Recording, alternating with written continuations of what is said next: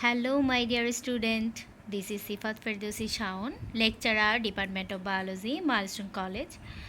I hope you are well. I'm also fine. For coronavirus, we are stuck in our house, so we decided to make a video help your study. So today, I will teach you chapter 7. What is that is gymnosperms and angiosperms.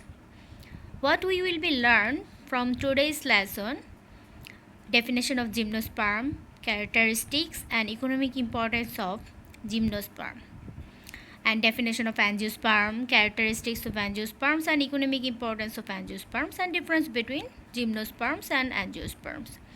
So we go for the definition of gymnosperms and angiosperms. Gymnosperms and angiosperms, both words are comes from Greek words. Gymnos means naked and spermos means seeds, and angiosperms vessel, angions vessels and or container, and spermos means seeds.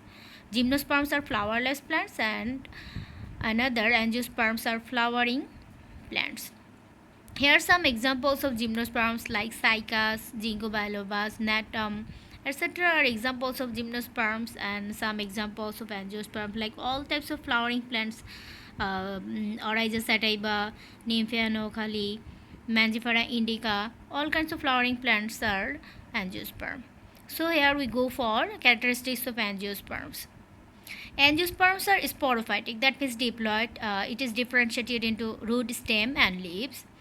And number 2, they have vascular tissue system. Number 3, the organization of the microsporophytes, that is stamens, and megasporophytes, that is scarpels, into a structure called the flower. Number 4, ovules are always enclosed in an ovary. Number 5, production of two kinds of spores. That's why angiosperms are heterosporous. Because microspores and megaspore, two kinds of spores are found in the angiosperms. Number 6, insect pollination occurred. Number 7, the male cells gamete are non-ciliated, that means they are non-flagellated. Number 8, female gametophytes lacks any extensive development of vegetative tissue, that egg apparatus cell, 3 antipodal cells, 2 polar nuclei in the center of the embryo sacs are present. Number 10, the seeds remain enclosed in the ripened ovary called the fruit. Number 11, that is very important characteristics for the angiosperms and exam, double fertilization. Here occur double fertilization. Double fertilization means involves two sperm cells. One fertilizes the egg cell to form the zygote, while the other fuses with the two polar nuclei that form the endosperms.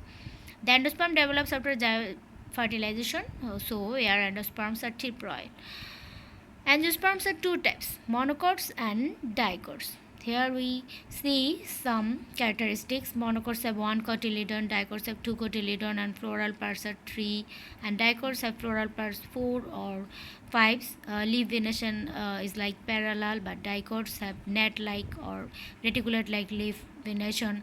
Pollen grain has one pore or furrow, and dicots pollen grains have 3 pores or furrows. Then we go for the characteristics features of gymnosperms. Gymnosperms also sporophytic. It is perennial and woody.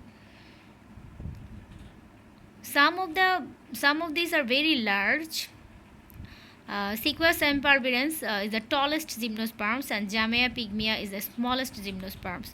Here flowers are absent. Number 3, here seeds are naked. Number 4, here ovary style stigma is absent.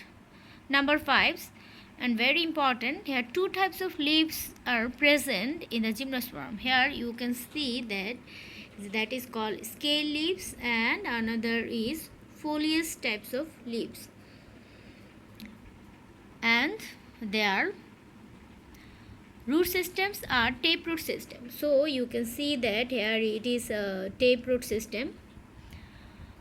Then we go for our next slide. It is stem, actually stem of gymnosperms, erect, tall, cylindrical, woody and branched, and that is branch are monopodial and excurrent. Here I write the meaning of monopodial and excurrent stem. You can pause and write down the definition. So we go for the next slide, and here you see the there is a sporophytic plants. Female cones are grows up in the upper branches and male cones are grow in the lower branches. And so we can differentiate it gymnosperms and angiosperms. See, the angiosperm seeds are gymnosperm seeds are naked, but angiosperm seeds are covered. And here some differences between gymnosperms and angiosperms. You can see that I will tell you some important uh, difference, like here gymnosperms have single fertilization but angiosperms double fertilization occurred. Gymnosperm endosperm In the gymnosperm, endosperm is haploid. In the angiosperm, endosperm is triploid. In the gymnosperm, seeds are exposed, and angiosperm seeds are enclosed in a fruit.